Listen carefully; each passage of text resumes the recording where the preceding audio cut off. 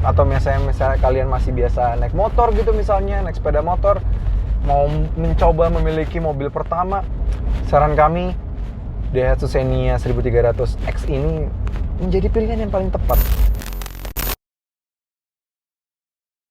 Halo guys, welcome back to CVT Cars Videos and Talk Shows. Balik lagi sama gue, Reza RFR.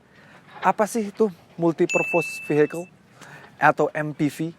Kendaraan yang diperuntukkan untuk banyak purpose. Karena multi-purpose kan, purpose-nya apa aja, tujuannya apa aja. Yang bisa dipakai untuk keseharian kalian, jadi mobil daily kalian, yang siap bisa membawa barang banyak, yang bisa membawa orang banyak juga. Untuk kepentingan dalam kota, kepentingan keluar kota, dan berbagai macam bentuk jalanan di Indonesia. Dan itu semua bisa dicapai dengan ini, Daihatsu Xenia yang previous generation atau generasi kedua.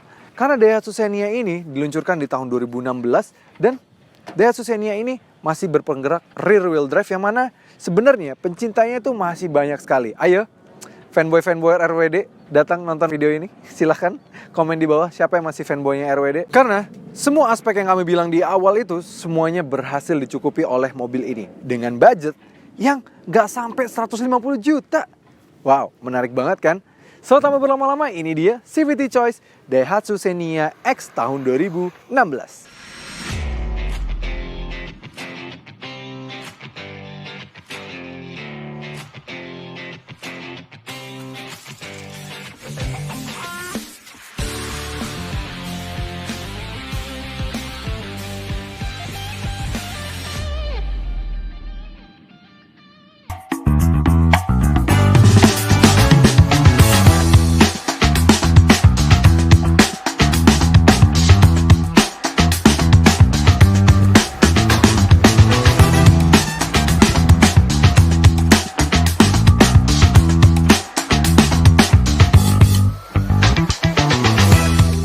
Ya, kenapa tadi kami bilang bahwa mobil ini bisa memenuhi semua kebutuhan kalian yang sedang mencari sebuah multi-purpose vehicle bagi para keluarga muda yang budgetnya masih pas-pasan.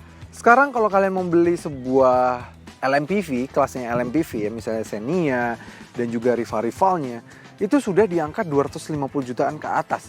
Yang di bawah 250 jutaan itu varian paling rendahnya dengan kondisi seadanya, fiturnya juga seadanya. Bahkan kami sangat tidak menyarankan varian itu dibandingkan dengan varian ini. Karena Daihatsu Xenia ini adalah Daihatsu Xenia X 1300 yang sudah bertransmisi otomatis. Jadi hampir seluruh kebutuhan kalian bisa dipenuhi oleh mobil ini. Memang kalau kebutuhan mata kalian yang menginginkan mobil dengan rupa yang menawan, rupa yang sporty, ya nggak bisa sih melihat mobil ini. Kalian lihat aja dari depan, tampangnya ya seadanya sekali.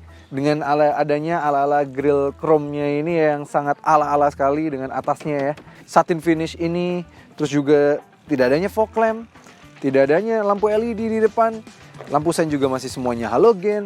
Di samping juga velgnya masih 14 inci, 185, 70 R14, 14 inci. Spionnya, tapi at least ada LED di spion, masih oke.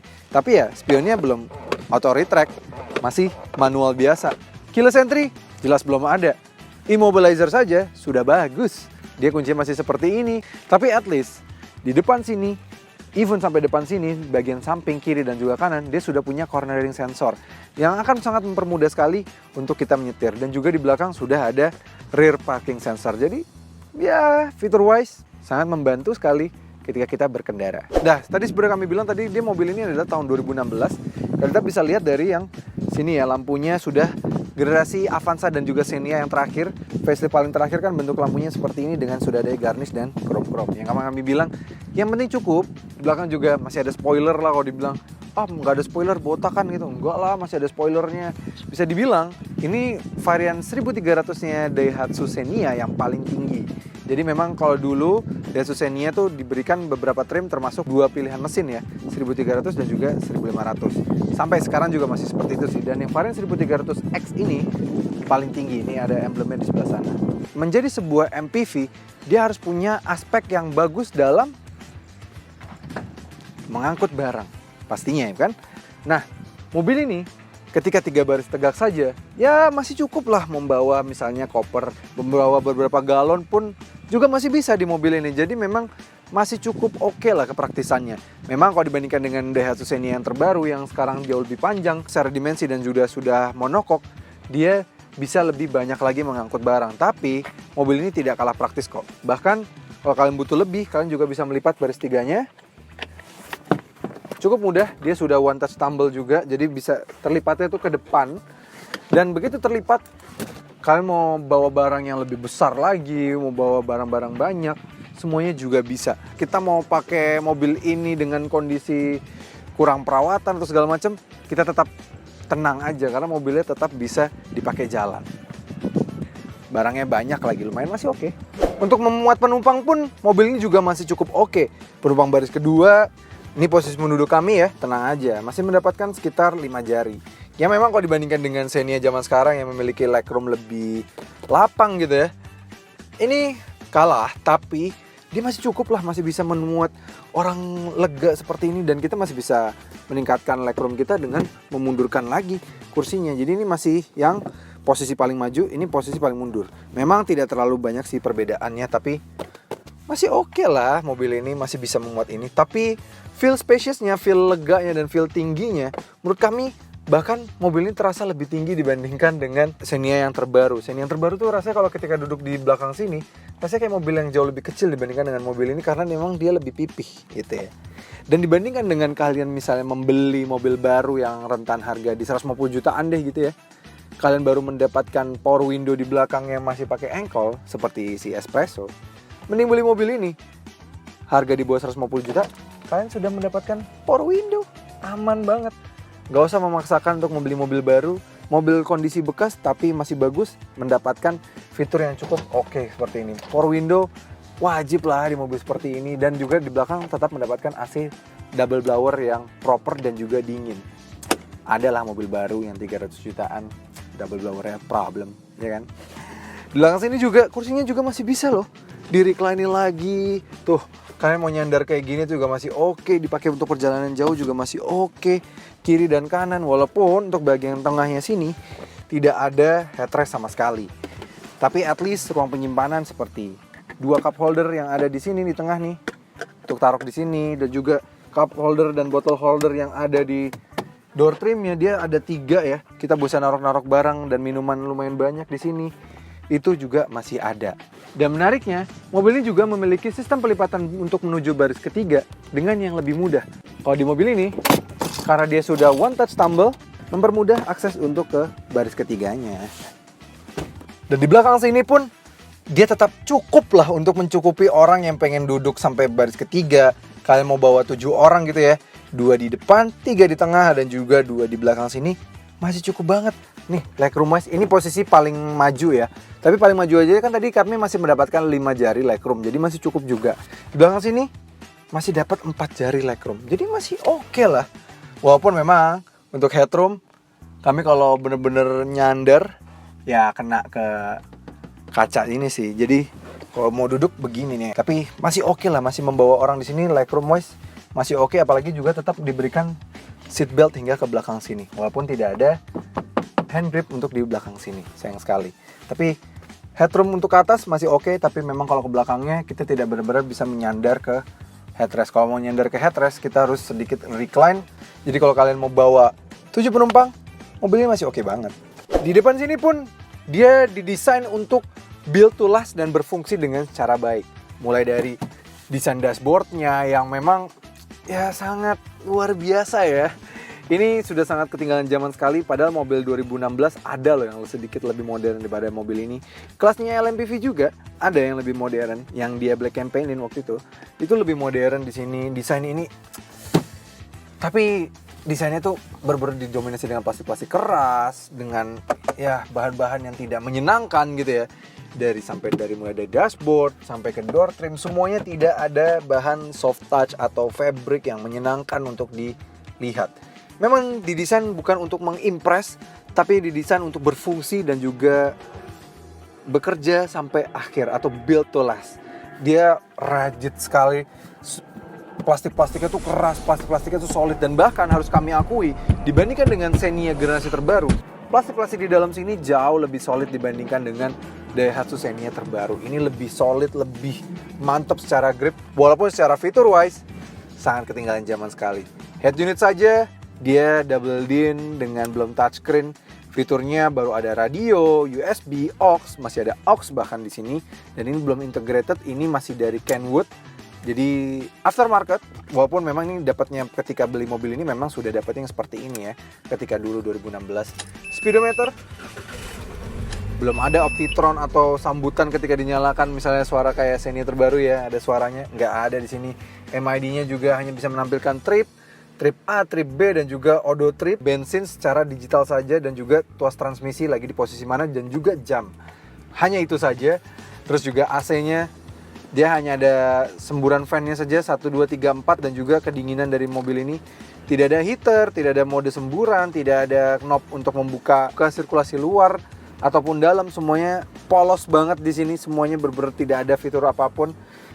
Tuas transmisi otomatisnya juga standar, dia masih gate type shift gitu. Dia masih P, R, N, D, 3, 2, dan juga L. Jadi masih sangat standar sekali. Parking brake-nya juga masih sangat standar. Pengaturan setirnya juga tanpa tilt maupun teleskopik. Head adjuster tidak ada, hanya bisa maju dan mundur saja.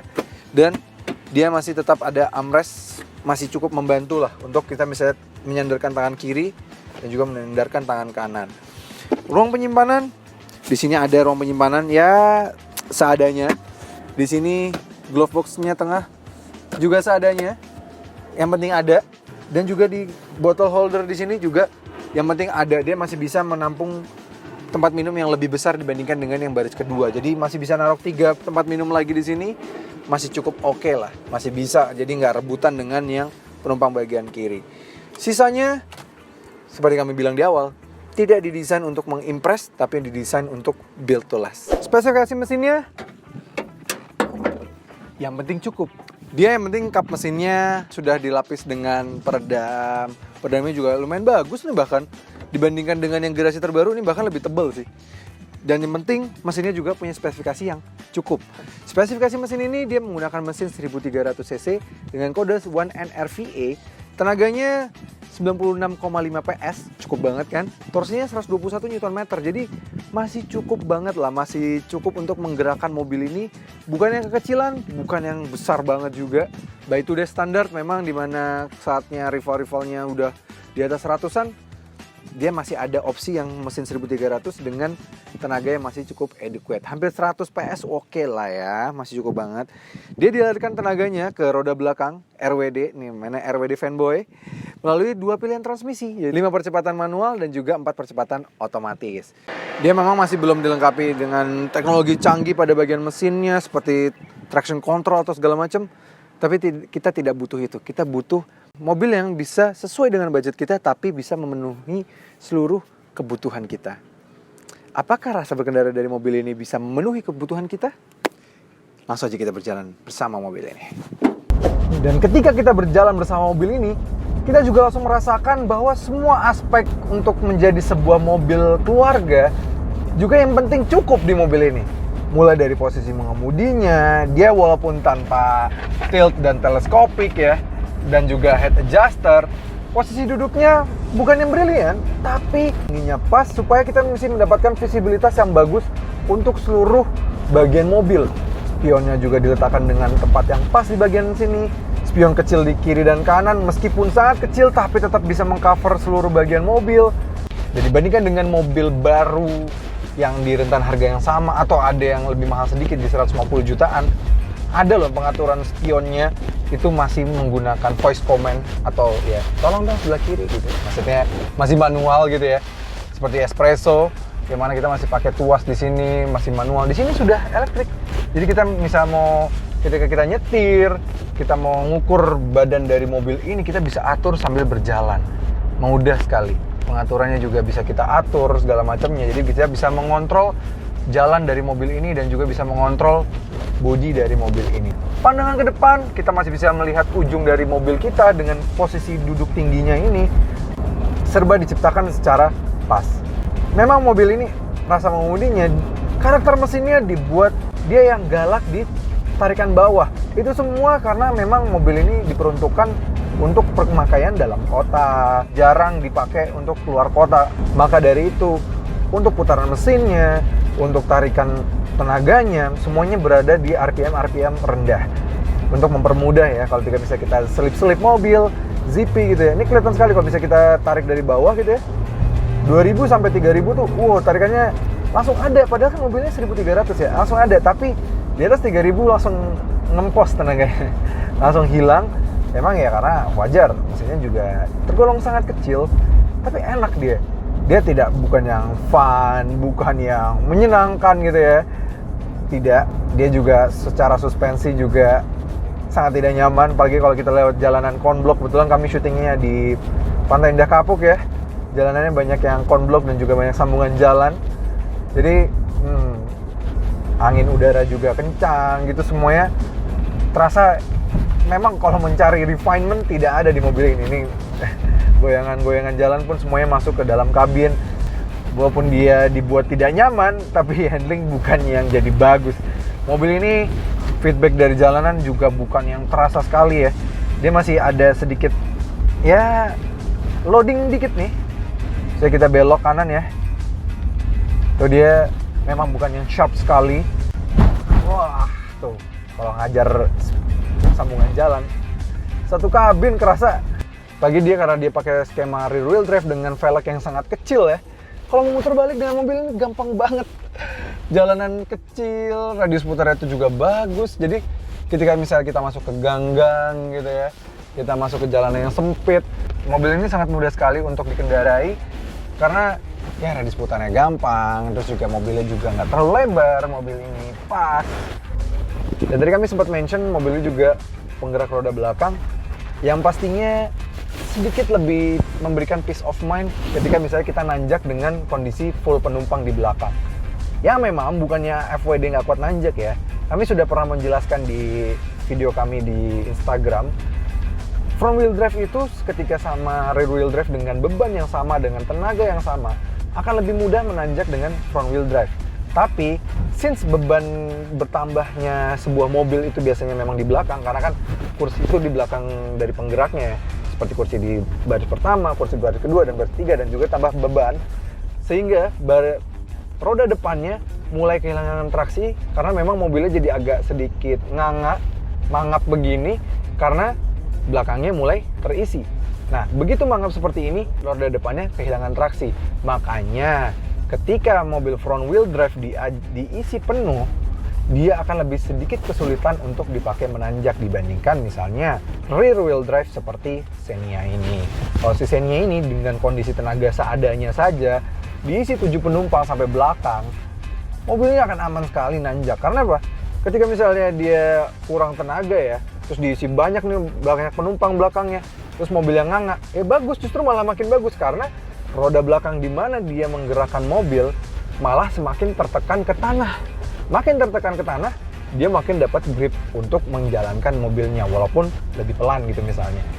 Jadi itu alasannya, bukannya front wheel drive secara default kalah menanjak dengan front wheel drive. Enggak, sebenarnya malah akan lebih kencang menanjak front wheel drive ketika dua-duanya bebannya sama dan tenaganya sama. Tapi ketika diisi penumpang di bagian belakang mesin, di bagian belakang dari penggeraknya, memang rear wheel drive akan lebih mumpuni karena dia lebih mendapatkan traksi ketika diisi beban gitu. Makanya pada waktu itu Daihatsu dan juga Toyota masih tetap bertahan dengan rear wheel drive-nya. Tapi semakin kesini mungkin kebutuhan dan juga keinginan masyarakat konsumennya mereka yang menginginkan mobil yang lebih refined dibandingkan dengan mobil ini, akhirnya ikut-ikutan front wheel drive. Padahal dulu black campaign.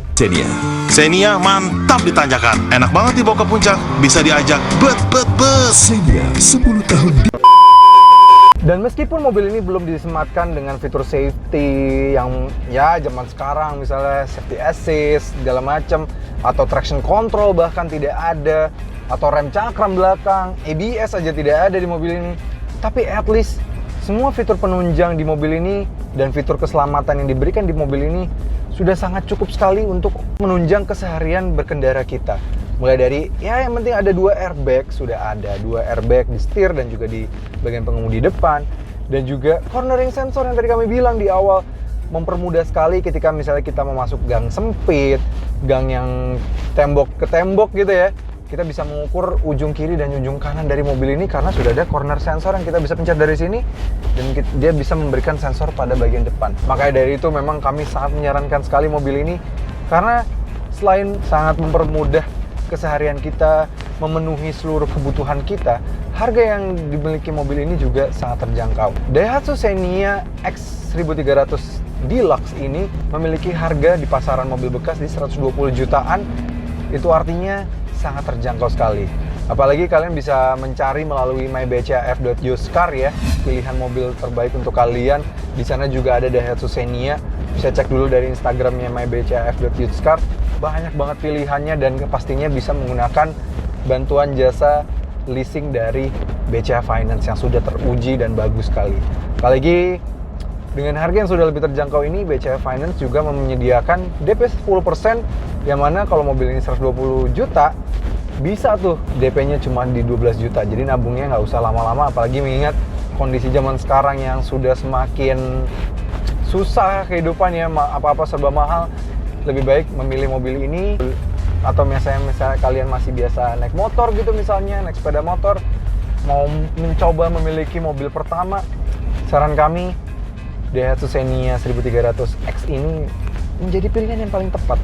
Karena sekalian nggak kehujanan, tapi kalian juga tetap bisa berjalan bersama keluarga kalian, keluarga kecil kalian, atau bersama keluarga besar kalian, orang tua kalian, mertua kalian, atau saudara-saudara kalian mau pulang kampung bersama-sama gitu misalnya. Bisa banget, liburan bersama mobil ini masih cukup mumpuni. Nah, ketika kita mulai masuk tol, mobil ini mulai terasa dia kesulitan ya.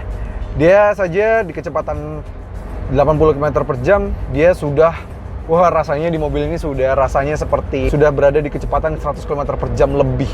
Mobil ini sudah mulai kesulitan, mobilnya sudah mulai meraung di RPM yang cukup tinggi.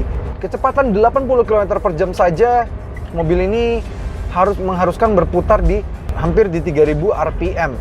Naik lagi kecepatan di 90 km per jam, dia di 3000-an RPM. Dan begitu kita menyentuh angka 100 km per jam, dia sudah di angka 3500 RPM. Bayangkan saja LMPV modern zaman sekarang, atau yang pada zamannya waktu itu sudah launching ya, seperti misalnya R3 pada zamannya waktu itu, di kecepatan 100 km per jam, dia bisa menahan putaran mesin jauh lebih rendah dibandingkan dengan mobil ini.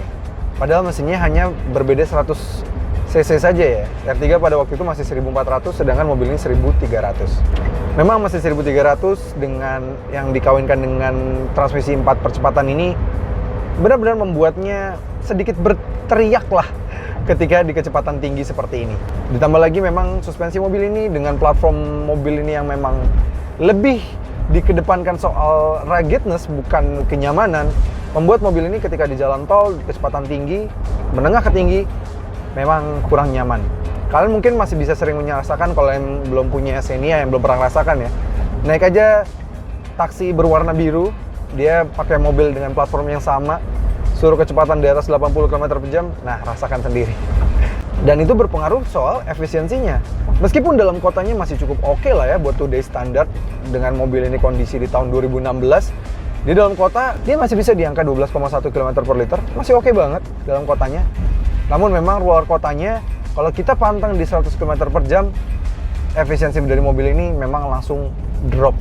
Dia kalau 100 km per jam, dia hanya bisa di 14,6 km per liter. Kalau di 90 km per jam sudah sedikit lebih baik, bisa di 15,7 km per liter. Di 80 km per jam dia masih lebih baik lagi, bisa di 16 km per liter. Ya memang perbedaannya dengan yang 90 km per jam tidak jauh ya. Jadi memang bisa diartikan bahwa kalau kalian mau bawa mobil ini untuk perjalanan jauh, pastikan kecepatan kalian tidak lebih dari 90 km per jam untuk mendapatkan kenyamanan yang baik dan juga efisiensi yang baik.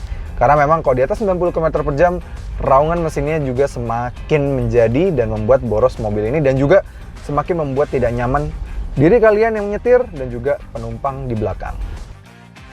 Ya, tidak hanya kurang menyenangkan ketika dipakai ke dalam tol, kalau mobil ini juga kalau dibahas soal akselerasinya juga bukan yang brilian sekali pastinya.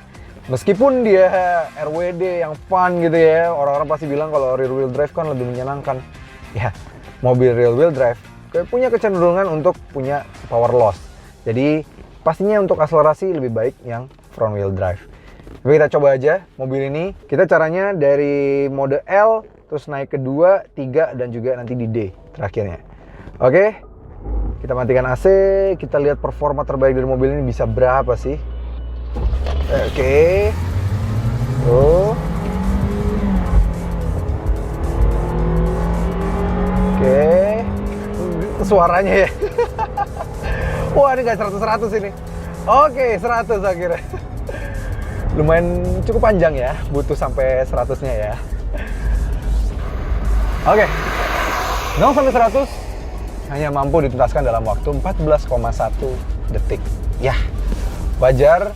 Mobil ini hanya bermesin 1300 cc dan berpenggerak roda belakang, dan juga transmisinya juga memang transmisi dengan teknologi yang sudah sangat cukup berumur. Ya, jadi bisa disimpulkan, bagi kalian yang mencari mobil pertama kalian yang nggak mau mikirin budget yang berlebihan, yang kemahalan, mobil ini bisa banget menjadi solusi untuk kalian. Jadi daripada kalian maksain gitu ya, nabung untuk beli mobil baru yang mana harganya udah nggak make sense, baru dapat mobil paling baru dengan harga 150 jutaan gitu, kalian masih baru dapat mobil kecil ya, belum mobil keluarga, kalian cukup mengeluarkan budget di bawah 150 juta, udah dapat Daihatsu Xenia X dengan mesin yang sangat cukup, kapasitas bagasi yang cukup, kapasitas orang juga yang sangat cukup, fitur penunjang sehari-harinya juga sangat cukup. Jadi itulah kenapa alasan kami menyarankan sekali untuk membeli Daihatsu Xenia X 1300 varian otomatis ini.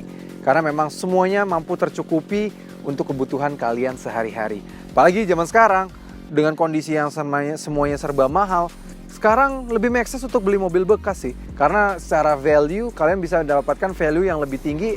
Apalagi, melalui mybcaf.usecar, kalian bisa memilih mobil kesukaan kalian atau mobil kebutuhan kalian seperti Daihatsu Xenia ini dengan DP sangat-sangat terjangkau. DP 10% aja udah bisa mendapatkan mobil. Itu hanya bisa melalui BCA Finance doang. Bayangin, mobil ini 120 juta. DP 10%, DP-nya bisa cuma 12 juta doang. Wah, itu mah nabungnya nggak usah lama-lama. Kalian sudah bisa mendapatkan mobil yang sesuai dengan kebutuhan kalian. Semuanya tercukupi di mobil ini. Tambah lagi, kalau kalian masih ragu gitu ya, mau ngecek mobil kesukaan kalian yang ada di MyBCA Finance, terus mau ngecek cicilannya berapa sih, terus skema kreditnya, simulasi kreditnya, kalian sekarang sudah bisa loh melalui Vina. Kalian bisa download melalui Google Play Store, di mana di sana kalian bisa menggunakan aplikasinya untuk membuat simulasi kreditnya terlebih dahulu terhadap mobil impian kalian atau mobil kebutuhan kalian. Jadi gak usah ragu lagi untuk beli mobil kesukaan kalian dan kebutuhan kalian melalui mybcaf.usecar. Oke CVT, terima kasih sudah menonton. Jangan lupa like video ini, subscribe ke channel YouTube CVT Indonesia, dan nyalakan lonceng notifikasi. Main-main juga ke Instagram kami di @cvt.indonesia. Dan bagi kalian yang tertarik untuk membeli mobil ini, Daihatsu Xenia dan mobil-mobil lainnya juga bisa juga melalui website kami di cvtindonesia.co.id. Di sana kalian bisa membeli mobil baru, mobil bekas, maupun membaca artikel berita terbaru dalam negeri maupun di luar negeri. Lengkap banget dan selalu up to date. Oke CVT, sampai ketemu lagi di video berikutnya.